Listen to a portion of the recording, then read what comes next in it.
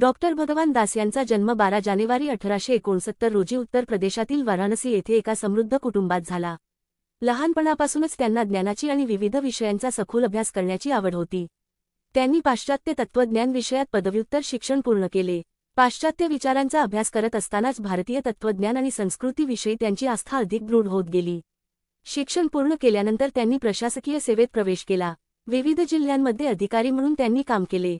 मात्र केवळ प्रशासकीय नोकरीत त्यांचे मन रमले नाही. समाजाच्या व्यापक विकासासाठी शिक्षण आणि वैचारिक जागृती अत्यंत महत्त्वाची असल्याची त्यांची धारणा होती. याच विचारातून त्यांनी सार्वजनिक आणि शैक्षणिक क्षेत्रात सक्रिय योगदान देण्यास सुरुवात केली. दास यांनी डॉक्टर ॲनी बेझंट यांच्यासोबत काम केले. सेंट्रल हिंदू कॉलेजच्या स्थापनेत त्यांनी महत्त्वाची भूमिका बजावली. भारतीय विद्यार्थ्यांना आधुनिक शिक्षणासोबत भारतीय संस्कृती आणि मूल्यांची जाणीव करून देणे हा त्यांच्या शैक्षणिक विचारांचा महत्त्वाचा भाग होता. त्यानंतर काशी विद्यापीठाच्या स्थापनेतही त्यांनी मोलाचे योगदान दिले. त्यांनी जवळपास 2 दशके कुलपती म्हणून कार्य करत शिक्षणाच्या माध्यमातून राष्ट्रनिर्मितीला चालना दिली. देशाच्या स्वातंत्र्यलढ्यातही त्यांनी सक्रिय सहभाग घेतला. असहकार आंदोलनात सहभागी होत त्यांनी ब्रिटिश सत्तेविरोधातील राष्ट्रीय चळवळीला पाठिंबा दिला.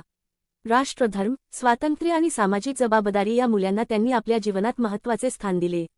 दास यांचे व्यक्तिमत्व केवळ शिक्षण आणि स्वातंत्र्यलढ्यापुरते मर्यादित नव्हते. त्यांनी आपले आयुष्य तत्त्वचिंतन, लेखन आणि भारतीय विचारधारेच्या अभ्यासाला वाहून घेतले. मानवी वर्तन, समाजरचना, धर्म आणि व्यक्तीची सामाजिक जबाबदारी यांचा त्यांनी सूक्ष्मपणे विचार केला. व्यक्तीचे मूल्यमापन केवळ जन्माच्या आधारावर न करता गुण, कर्म आणि जबाबदारीच्या आधारावर केले पाहिजे, अशी त्यांची भूमिका होती. दास हे विपुल लेखन करणारे विद्वान होते. त्यांनी 30हून अधिक ग्रंथांची निर्मिती केली.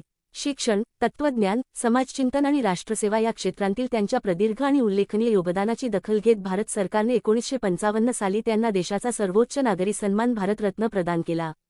हा सन्मान त्यांच्या कार्याची राष्ट्रीय पातळीवरील पोचपावती होती.